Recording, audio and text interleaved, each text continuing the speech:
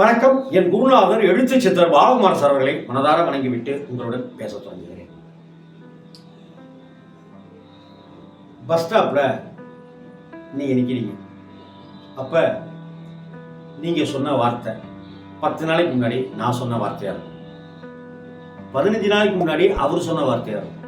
20 நாளைக்கு முன்னாடி அவர் சொன்ன வார்த்தையா இருக்கும். ஏன் நம்ம எப்போதும் சொல்ற வார்த்தையா இருக்கும்.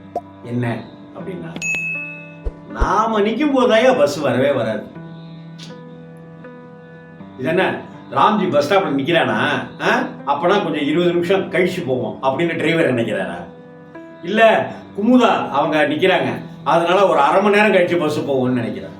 ஆனா இங்க பஸ்ஸுக்காக காத்து கொண்டிருப்பவர்கள் அல்லது ஒரு விஷயத்துக்காக காத்து கொண்டிருப்பவர்கள் எல்லாருமே சொல்ற ஒரு விஷயம், நான் நிற்கும் போது தாயா இது மாதிரிலாம் நடக்கும் அப்படிங்கிற ஒரு விஷயம் கேள்விப்பட்டிருக்கீங்களா?